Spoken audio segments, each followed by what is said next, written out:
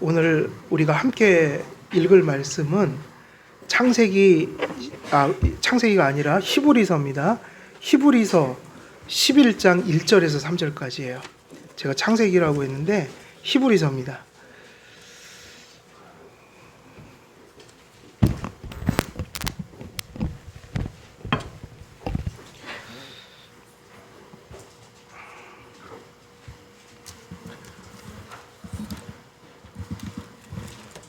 히브리서 11장 1절에서 3절까지입니다.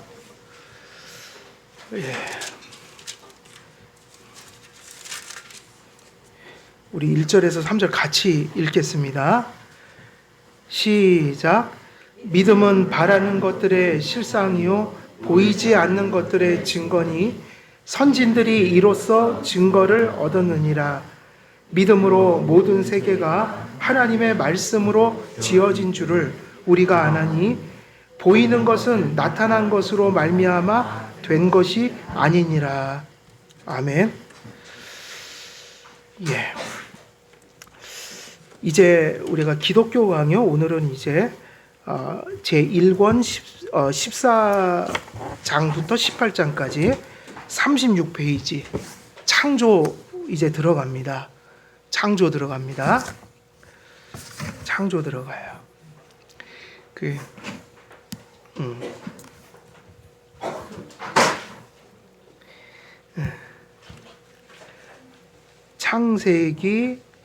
창세기 우리가 읽었던 본문 창조에 관한 말씀인데 36페이지 이제 창조에 관련된 말씀 또 전하도록 하겠습니다.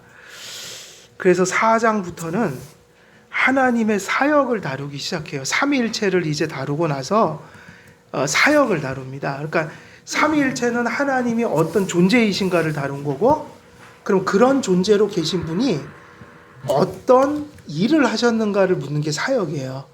근데 그 사역은 이제 대부분 무엇에 관련된 사역이냐면 세상을 창조하시고 그걸 섭리하시고 또 타락하면 구원하시고, 다시 말하면 그것을 그 자기 밖에 있는 세계를 향해서 이루어지는 일들인 거예요. 하나님의 사역, 그 중에 첫 번째 창조를 다루기 시작해요. 그래서 우리가 창조, 섭리, 구원, 이것이 하나님의 사역의 이제 전체 카테고리인데, 이 하나님께서 자기 밖으로 어떤 세계를 만들고 일을 하기 시작할 때 이건 사실은 다 어디 안에 있던 것들이에요.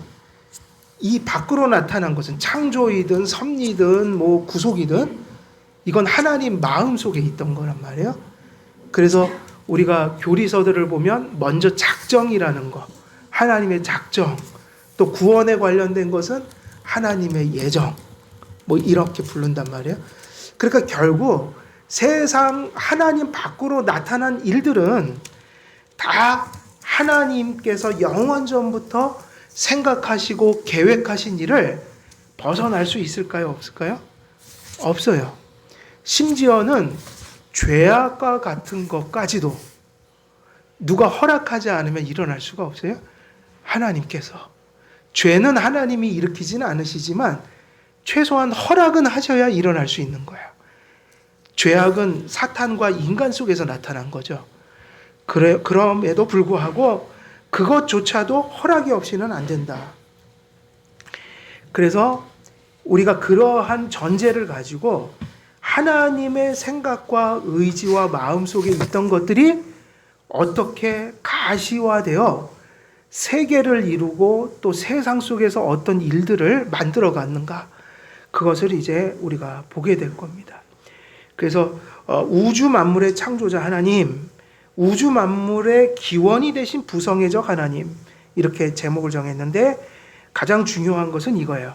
칼빈은, 근데 사실 이게 성경은 이렇게 하지 맞아요. 성경에서 온 사상이니까.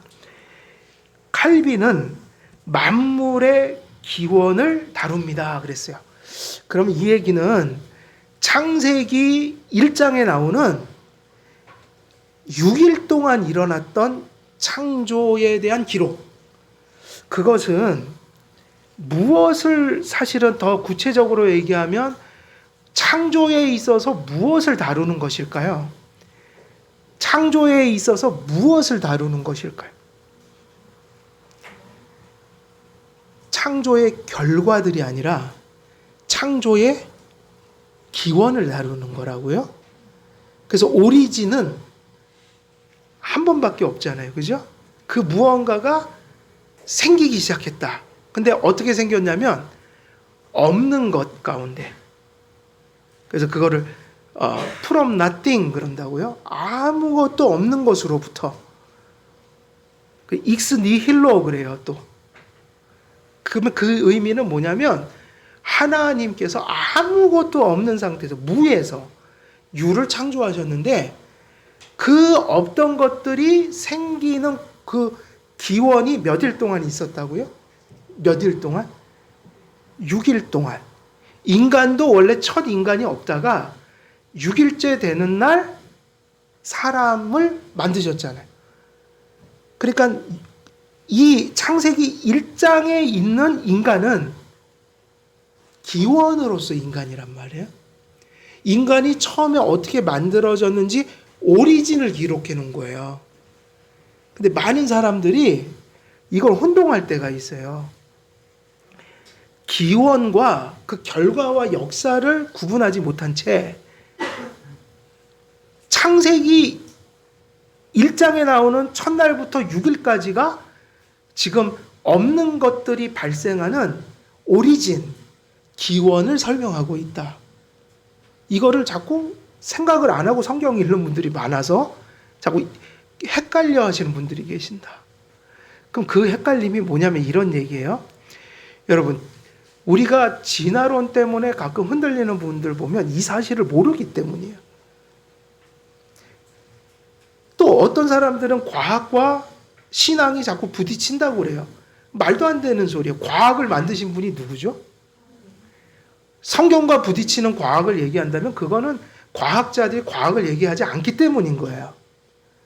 정말 성경을 믿으시면 성경에 하나님의 오류가 있으실까요? 그러니까 그걸 믿는 자로서 다 이렇게 생각을 해야지. 요즘에는 믿는다 하고 세례받았으면서도 진화론 얘기가 딱 나오면 한번 과학적으로 살펴보고 내가 성경이 맞는, 근데 이미 그거는 세례받은 사람이 아니잖아요. 세례받을 때 뭐를 믿는다고 고백하셨어요? 그럼 제3자가 되면 안 되죠. 성경의 입장에서 얘기를 해줘야죠, 교회에서. 목사가 성경을 전해야 될 거 아니에요? 근데 자꾸만 헷갈려 해요, 그 부분을. 그게 무슨 얘기냐면, 저는 과학 얘기를 하는 게 아니라 상식 얘기를 하는 거예요. 성경이 뭐를 가르친다고요? 기원. 그럼 제가 한 가지만 여쭤볼게요. 기원과 그 이유가 어떻게 다른가? 자, 하나님이 창조를 하셨습니다. 창조를 하고 나서는 무슨 법칙을 주셨을까요? 세상이 돌아가도록. 자연 법칙을 주셨을 거 아니에요. 뭐 만유인력의 법칙, 뭐 이런 것들을 사실 발견한 거라고요. 하나님이 그렇게 만드신 거예요. 그러니까 만유인력의 법칙을 누가 만드신 거예요? 하나님이 만드셨잖아요. 그러면 창조해 놓고선 그 이후로는 무엇으로 계속 세상을 하나님이 섭리해 가실까요? 법칙대로. 근데 법칙대로 지가 오토매틱한 게 아니라 하나님이 개입하셔서 운전하고 계신 거예요. 그런데 어떻게 운전하시냐면 물은 위에서 아래로 흐르게 자연의 순리대로 지금 섭리하고 계셔요. 그죠? 근데 한번 여쭤볼게요. 지금은 사람이 보통 사람의 발생을 어떻게 이해하죠?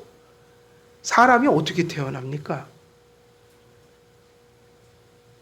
정자와 난자가 만나서 뭐를 해요? 수정을 하죠. 수정을 한 것이 엄마의 자궁에 착상을 하고, 이게 맞죠? 근데 창세기 1장은 기원을 얘기하고 있다고요. 기원.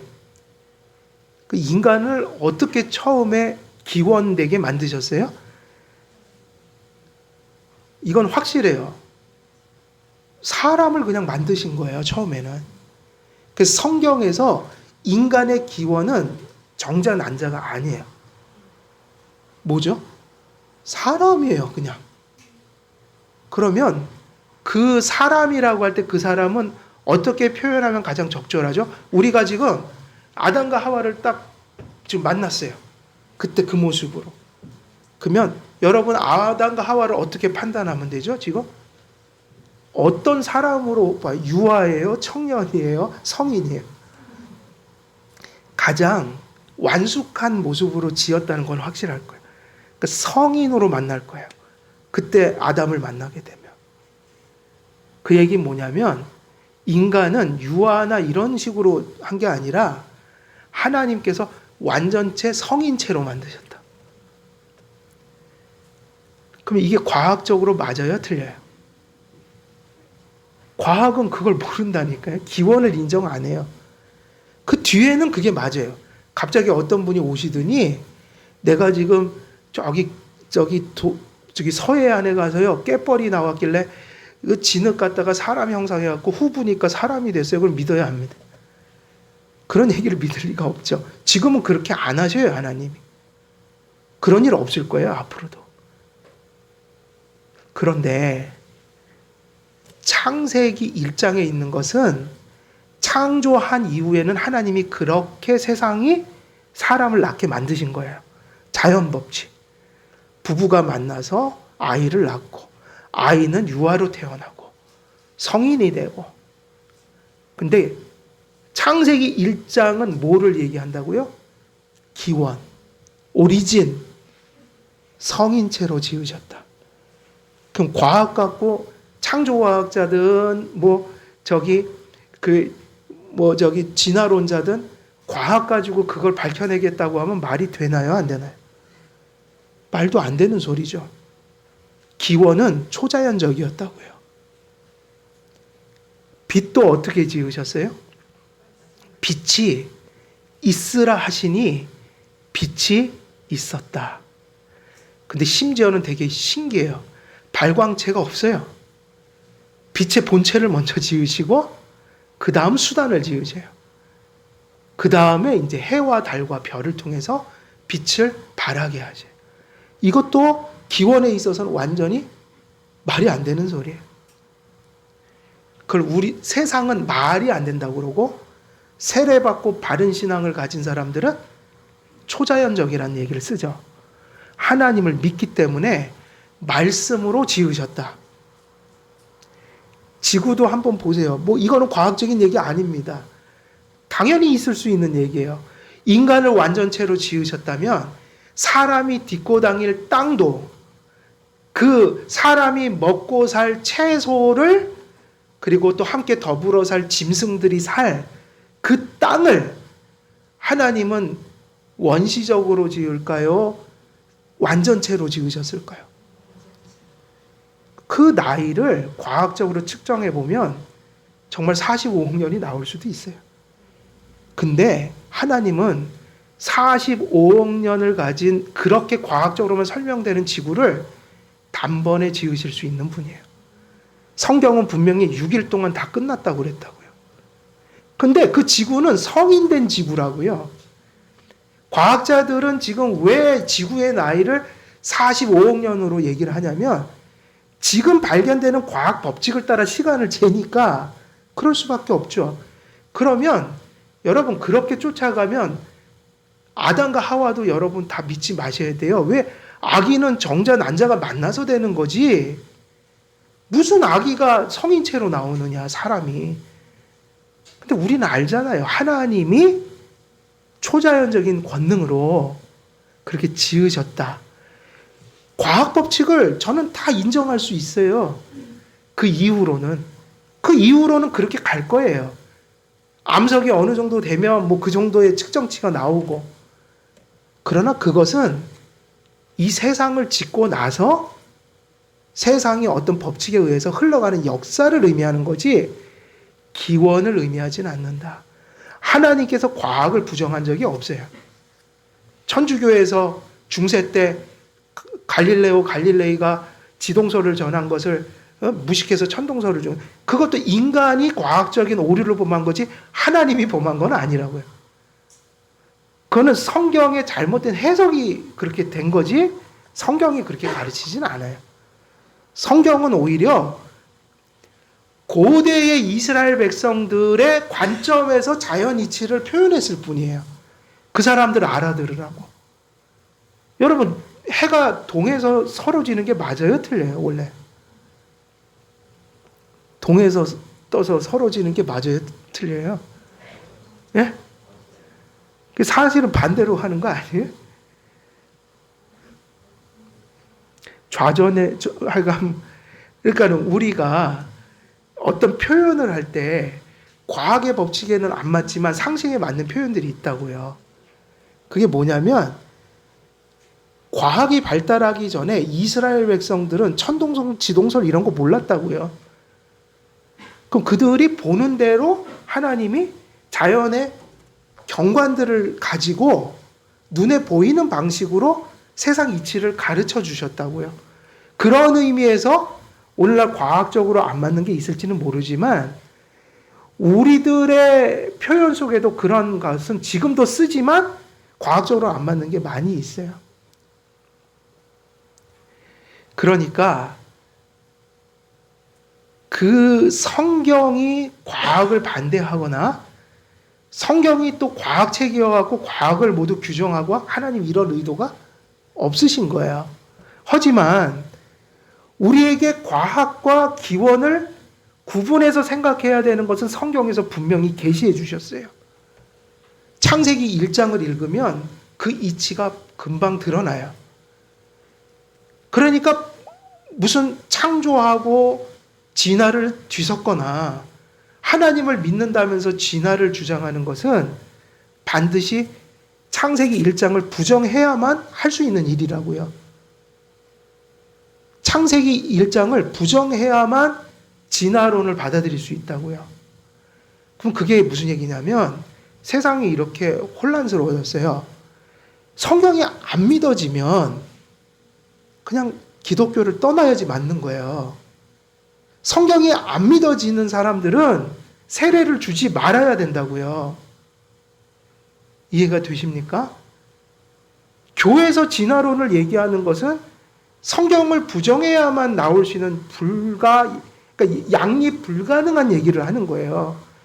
그리고 실제로 진화와 창조를 같이 얘기하는 일종의 유신진화론자들은 성경의 1장 얘기를 신화라고 얘기를 해요. 신화. 왜냐하면 부딪히니까 이걸 일단 부인해야 되거든요. 그래서 신화라고 그래요. 문자대로 해석하면 안 된다고. 진화를 이렇게 비유적으로 표현했다는 거야.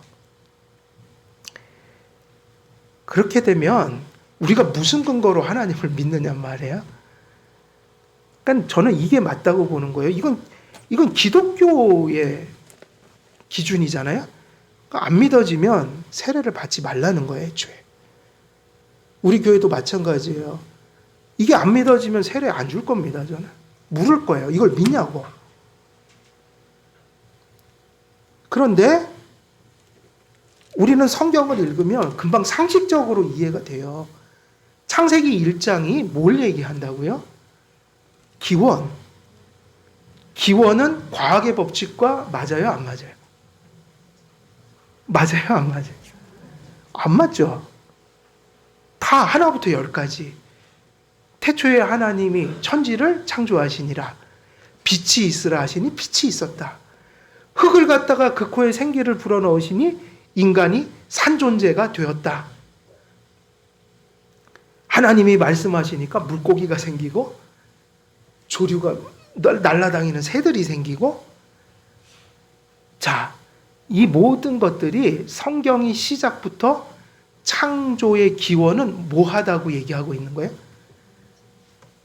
초자연적인 전능하신 하나님의 권능으로 자연의 법칙으로 지으신 게 아니다.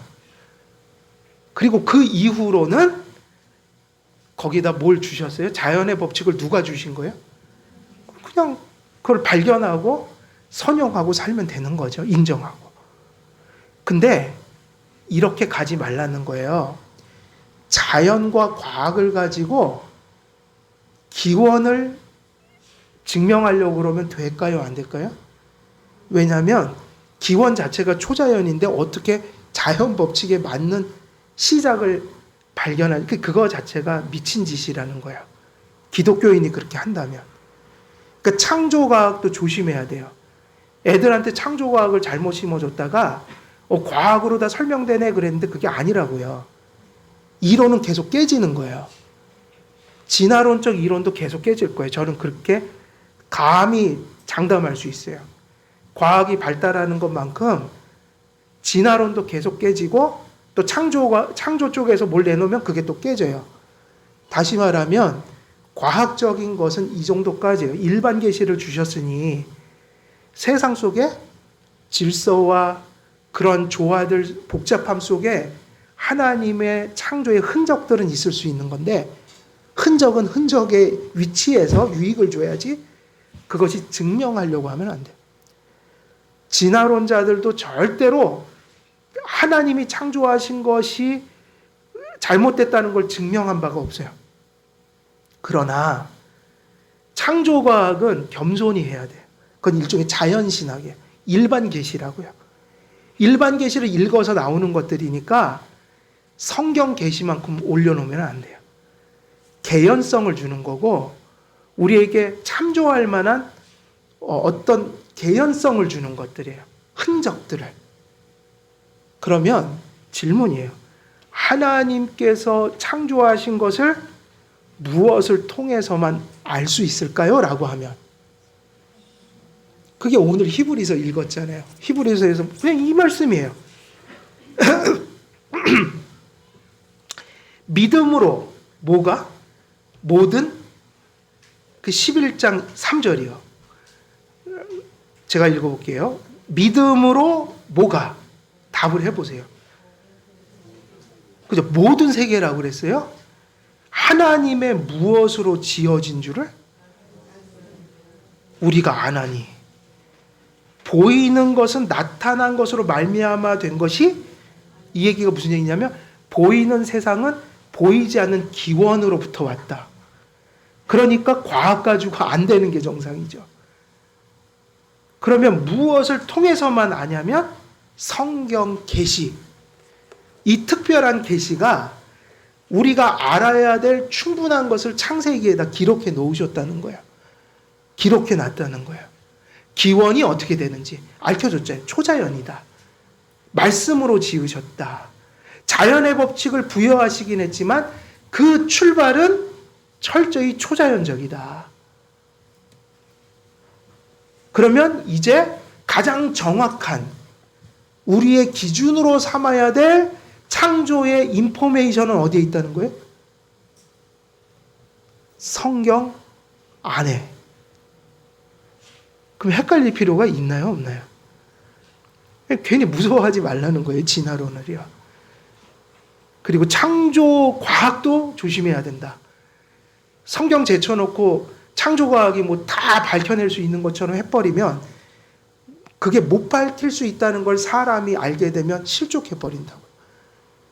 그래서 성경으로 창조 신앙이 시작돼야지 뭐 과학적인 뭐가 이런 걸 보니까 신기하다. 맞네. 하나님이 지었네. 이랬다가 도킨스 같은 사람이 나와갖고 그 가진 논리를 가지고 막 우리 개념을 깨버리면 자기가 창조 신앙을 가졌던 기초가 성경이 아니라 과학적 증거였기 때문에 그 이론이 깨져버리면 어디로 확 넘어갈 것 같아요? 금방 진화론으로 갑니다. 그래서 창조과학자들 중에 성경이 아니라 과학적 증거 때문에 갑자기 어느 날 극단적인 창조과학자가 됐다가 과학적인 한계에 몰리면 어디로 가게? 네, 진화론으로 가면 좀 미안하니까 유신진화론이라는 거로 가는 거예요. 하나님이 진화로 세상을 만드셨다. 그 사람들 한결같은 얘기가 창세기 말씀은 신화다 그런다고. 신화. 미스. 신화래요. 신화. 그러니까 안 믿는 거죠. 성경을. 뭐만 잘 구분하면 헷갈릴 필요가 없어요. 저는 과학 얘기하는 거 아니에요. 철저히 상식적인 하나님 말씀과 과학을 상식적으로 지금 다루어서 얘기를 한다면 성경은 기원을 자연적이라고 하지 않아요. 오늘날 자꾸 진화론을 교회에서 얘기하는 거는 교회의 목사들과 신학교 교수들이 자연주의에 물들었기 때문이에요. 내추럴리즘. 보이지 않고 초월적인 건 없다는 거예요. 다 모든 게 자연적 원리 안에 존재한다. 그 외의 거 얘기하지 마라. 심지어 교회에서 목사와 신학자들이 자연주의에 물든 자들이 있단 말이에요. 그래서 기원과 그 이후에 하나님께서 부여하신 자연의 법칙들을 헷갈려 하지 말라. 상식 얘기하잖아요, 지금. 아담이 성인체로 지어졌잖아요. 그 다음에는 성인체로 나오는 사람은 없어요. 그 다음부터는 과학적으로, 의학적으로 얘기해야지 정상이에요. 그러나 기원을 성인체로 지으신 것을 하나님이 뭐 아기로 지으셨다 이렇게 하면 그건 몰상식한 거죠. 신앙인이 아닌 거죠. 그것도 말이 안 되는데 무슨 입자 하나가 나중에 단세포 그 다음에 다세포 돼갖고 뭐 포유류로 바뀌고 나중에는 그게 사람이 됐다. 원숭이가 사람이 됐다. 그거야말로 비과학적이에요. 제가 볼 때는. 여러분, 진화론이 얼마나 유치한지 아세요? 딱 두 가지 근거 때문에 그걸 전하는 거예요. 하나, 우연. 진화의 핵심 정신이 뭔지 아세요? 우연. 우연이 됐다는 거예요, 이게. 근데 왜 가능한지 아세요, 그들에게? 왜 우연인데 먼지 같은 입자 하나가 사람까지 될 수 있느냐? 뭐가 무기일까요, 그 사람들이? 그게 논리예요. 진화론은 거기서 나온 거예요. 우연이 생겼다. 근데 시간이 45억 년, 100억 이러면 시간이 길면 될 수 있다고 믿는 거예요. 대단한 믿음이에요. 그래서 그 얘기 하잖아요. 그런 진화론이 되려면 그 확률이 어느 정도냐면 747 보잉기를 다 분해하는 거예요. 하나하나 다. 기계 나사까지. 토네이도가 와서 막 그거를 하늘로 올라갔다 툭 떨어졌더니 비행기가 제대로 탁 돼서 내려온 거야. 확률상 그렇게 나온대요. 그러면 이 정도 확률은 확률로서는 존재하는데 이걸 불가능이라고 얘기한대요. 그러니까 불가능한 확률이래요. 있을 수가 없는 거예요. 제가 토네이도에도 막 끌려갔다 내려왔더니 제가 집사람이 돼 있는 거예요. 아니 근데 긴 시간이라고 안 되는 건 안 되는 거예요, 여러분. 그러니까 얼마나 그 그러니까는 진화론은 그러니까 진화론은 과학이 아니에요.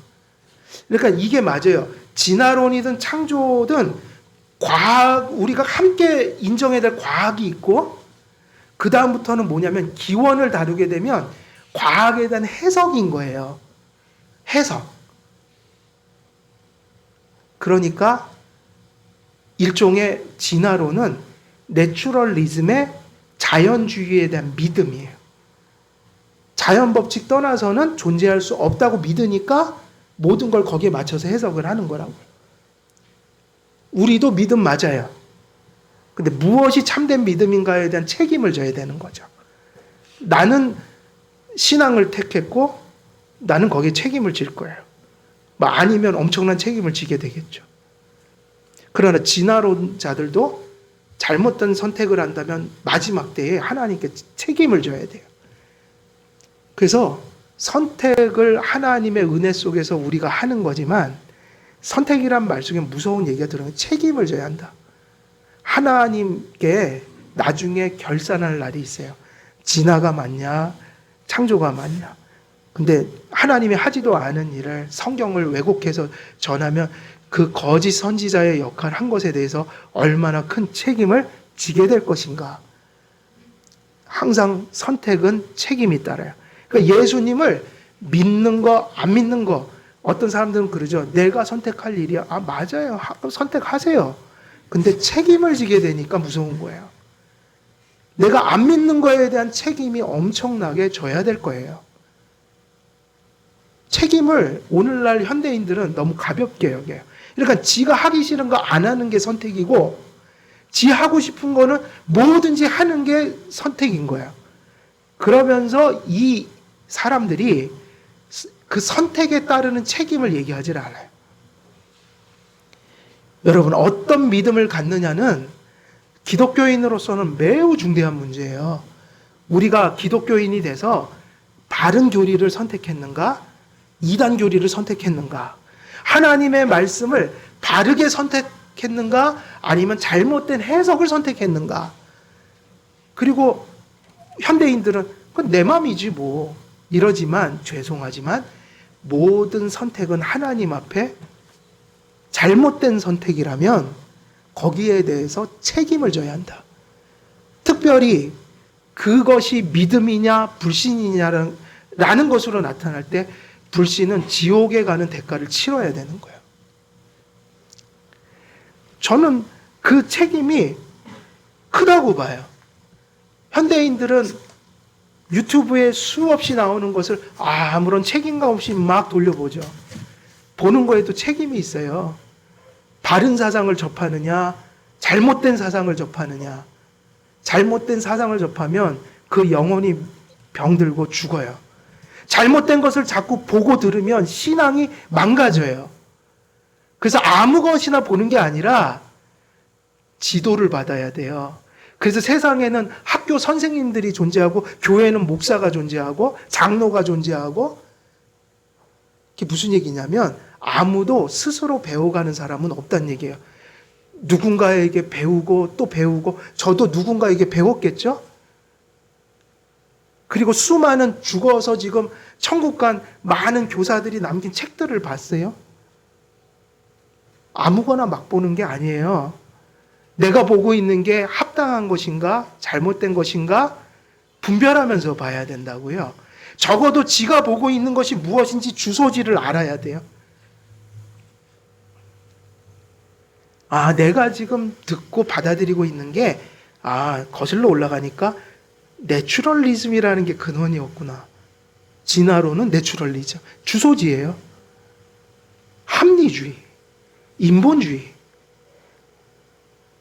무속주의, 신학도 자유주의, 정통주의, 개혁주의, 주소지가 다 있어요. 내가 어디서 지금 듣고 있구나. 적어도 그걸 분별할 줄 알면서 뭔지를 알고 들어라. 근데 요즘의 특징이 뭐냐면 그것의 결과와 책임은 생각하지 않는 시대라. 그냥 욕구, 이렇게 그냥 그 순간순간에 그냥, 그죠? 그냥 좋은 거예요, 그게. 근데 그러면 나중에 책임질 날이 온다고요. 돌이킬 수가 없어요. 여러분, 병원에 가서 여러분들의 몸을 누가 만지고 진료하고 치료하게 하죠? 누구에게 맡겨요? 의사, 그죠? 근데 여러분, 라이선스도 없는 사람들한테 막 맡길 수 있어요? 이유가 뭐죠? 아무거나, 라이선스가 없는데 아무거나 약 처방했다고 먹고 그러면 죽잖아요, 사람이 잘못하면. 그래서 안 하시잖아요, 육신의 삶은. 분명히 라이선스가 있는 의사나 한의사분이나 다 라이선스가 있는 분들에게 자기 몸을 맡긴다고요? 근데 그 병원에 갔더니 라이선스 없대. 그럼 가시겠어요, 다시? 근데 똑같은 거예요. 영혼도 다 모든 게 맥락이 있고 일종의 범주가 있어요.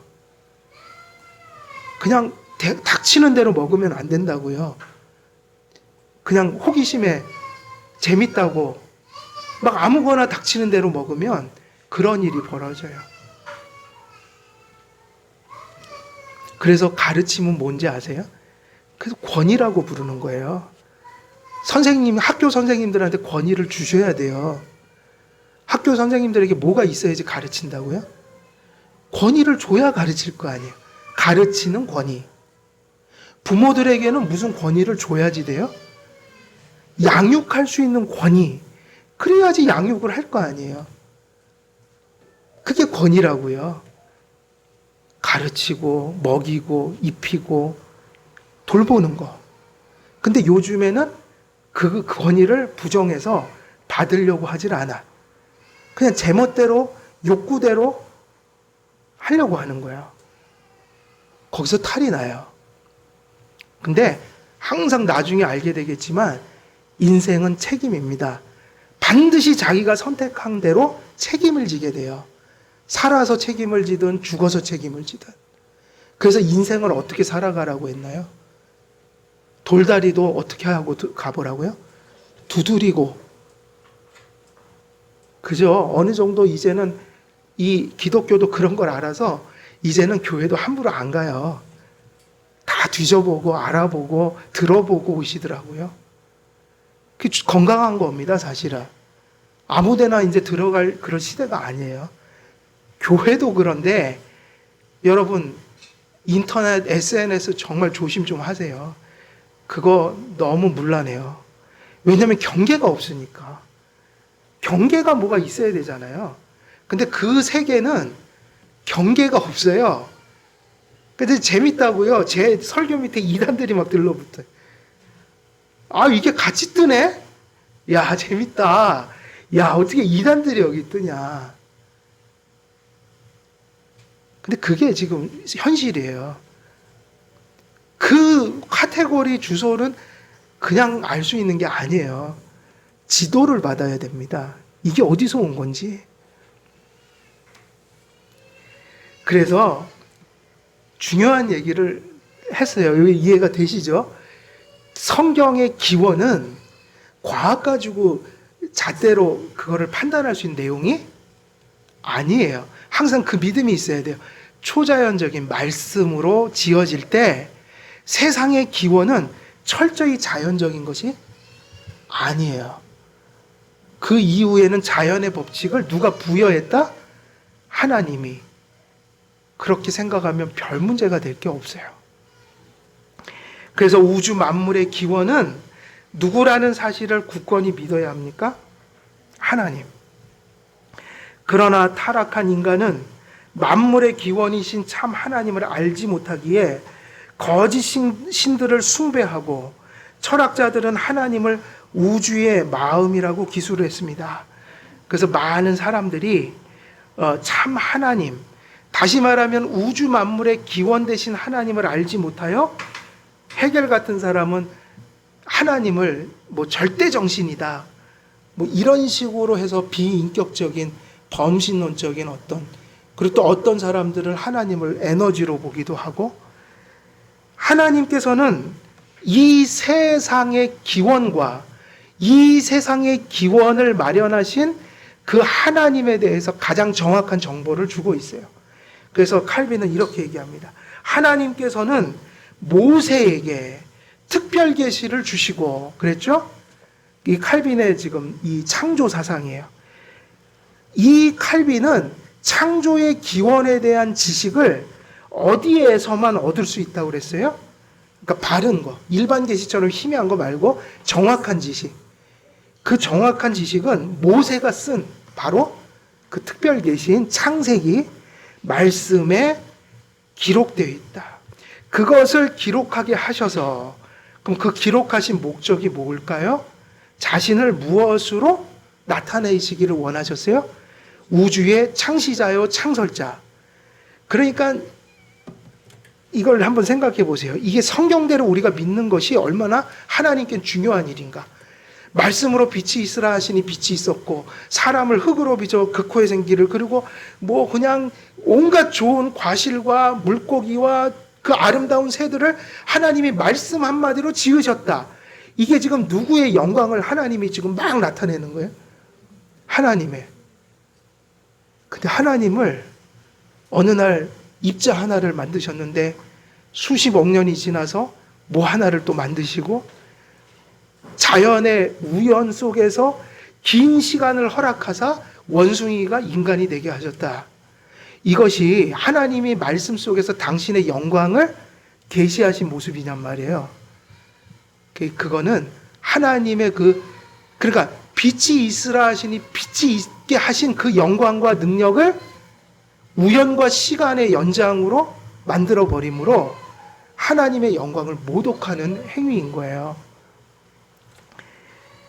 그래서 우리의 창시자요 창설자로 나타내시기를 원하셨습니다.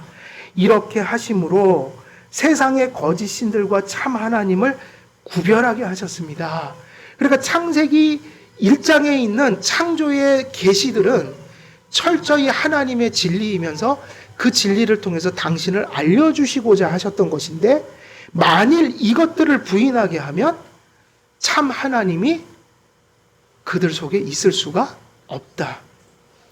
그러니까 이 성경에 나온 대로 하나님을 인정해야 거기서 뭐가 나오는 거예요?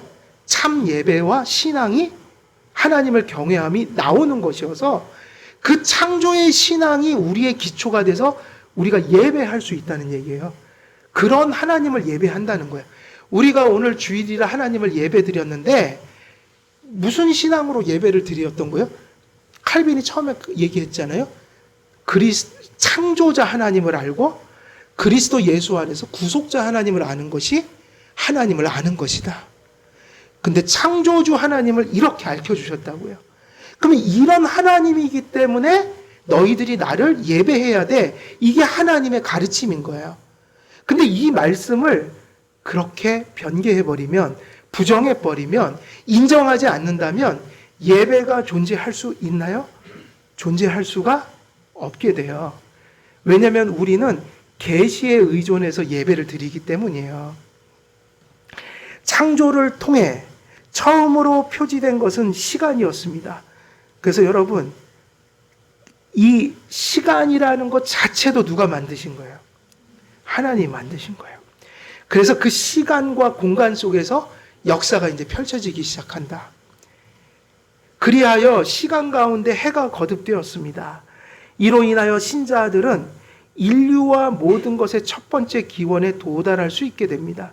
이와 같은 지식을 성경에 기록하여 우리에게 주신 것은 모세 시대의 만물의 기원에 대한 애굽의 신화를 맞서기 위해서뿐만 아니라, 여러분, 모세에게 이러한 계시를 주신 것은 왜 주신 걸까요?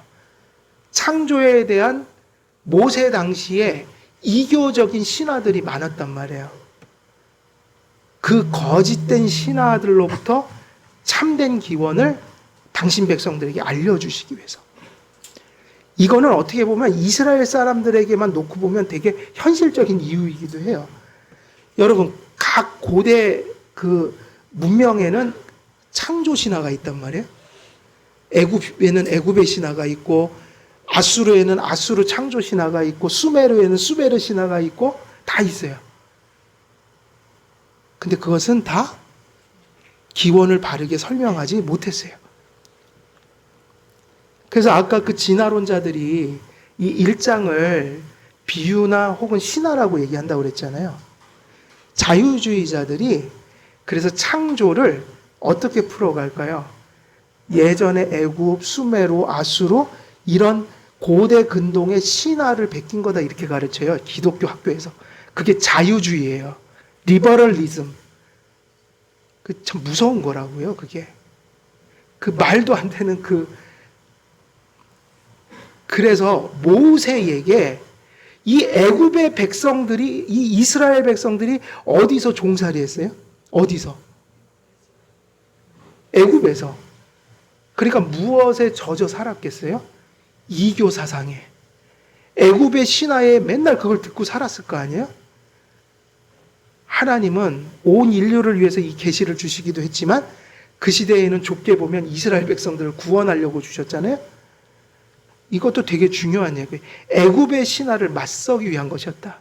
이교적인 창조의 기원을 맞서기 위하여 인류 기원의 진리를 모세가 기록한 창세기를 통해서 인류에게 나타내시기를 기뻐하셨다. 오늘날 이 이야기는 어떻게 되는 겁니까? 성경에 말씀하신 창조의 기원을 바르게 배우고 바르게 믿고 바르게 정립하고 신앙과 삶에 적용하지 않으면 우리들의 가슴 속에도 무엇이 파고든다는 얘기예요? 이교적인 인류 창조의 기원을 얘기하게 된다. 그것의 가장 기형적인 형태가 진화론이라고요. 지금 이 현대 합리주의가 도래하면서 창조에 대한 가장 엉터리 같은 믿음이 진화론이다. 하나님께서 만물을 창조하신 것은 그 창조의 사역과 창조 사역을 통해 피조된 세계를 통해 하나님의 영광을 계시하기 위함이었다. 그러면 최종적인 창세 이 성경이 가르치는 창조의 기원이 우리에게 향한 목적은 뭐죠? 그것은 이렇게 정리가 될 수 있어요. 예배와 삶이에요. 이게 단지 교리가 아니고 어떤 그런 사변이 아니라 그런 하나님을 계시하셨을 때 그것이 진리일 때 우리는 그분을 경외할 수밖에 없어요. 그분을 의지해서 살 수밖에 없어요. 그 창조의 기원 속에 계시된 권능과 선함을 우리로 하여금 예배하게 하시기를 원하셨다. 그래서 지금 우리의 안타까움은 여기 있는 거예요. 교회가 이것 하다가 다 끝나버리는 거예요. 뭐가 진화가 아니고 뭐가 진화가 아니고 뭐가 진화가 아니야. 맨날 진화론하고 싸우는데 급급하니까 참 마치 성경이 진화론을 헐어뜨리는 마치 그냥 그거 외에는 아무것도 아닌 것처럼 되어버렸고, 그리고 또 한 가지 심각한 거는 진화론만 안 믿어주면 참 감사한 게 돼버린 거예요. 근데 그게 아니라 왜 진화론을 받으면 안 되고 왜 창조의 기원을 바르게 알아야 할까요? 왜 이 특별 계시를 우리가 하나님의 말씀으로 받아야 할까요? 그러면 목적이 뭐예요? 단지 그렇게 믿어드리는 게 아니라 예배하고 그런 하나님 앞에서 내가 살아간다는 생활, 정신을 갖기 위해서 이 구절을 계시한 것입니다. 그러니까 우리가 이 창조 기원에 대한 신앙이 어디까지 가야 돼요? 예배하고 생활 속에서 그 하나님을 의식하면서 살아가는 것. 여기까지 갈 때, 우리가 창조 신앙을 받았다. 이렇게 얘기할 수 있는 것입니다. 그래서 오늘 여기까지 또 할게요. 오늘 37페이지 그 두 번째 단락까지 했습니다. 그래서 하나님께서는 창조 구속의 사역을 통해 당신의 속성의 영광이 어떠하심을 나타내심으로 뭐를 받으시기를 원하신다는 거예요? 찬송과 예배를. 그러니까 오늘 주일처럼 이렇게 우리가 공예배 드릴 때 이 창조자 하나님을 인정하지 않으면 예배가 안 되는 거예요. 그리고 이제 여러분이 집으로 돌아가 여러분의 일상을 사실 때, 그 하나님이 지금 나를 내려다보고 계시구나. 내가 살아가는 그 어떤 곳이나 그곳에 임재하여 계시는구나. 그 앞에서 바르게 살아야지. 이런 마음을 가지면 우리가 이제 이 교리를, 이 신학을 잘 정립했다고 볼 수 있을 것 같아요. 우리 한길교회 성도님들 그런 신앙에 이르시기를 주님의 이름으로 기원드립니다. 기도하겠습니다. 살아계신 하나님 아버지, 오늘도 성경에 계시한 창조의 기원에 대하여 말씀과 칼빈의 가르침을 통해 살펴보았습니다. 창조하신 하나님, 성경에 계시한 대로 믿을 수 있도록 성령님 우리 안에서 증거하여 주시고 조명하여 주옵소서. 일생을 그 창조자 하나님을 기억하며 성경대로 믿으며 그 앞에 예배하고 살아갈 수 있도록 우리의 심령 믿음으로 붙들어 주옵소서. 감사드리오며 우리 주 예수 그리스도의 이름으로 기도드리옵나이다. 아멘.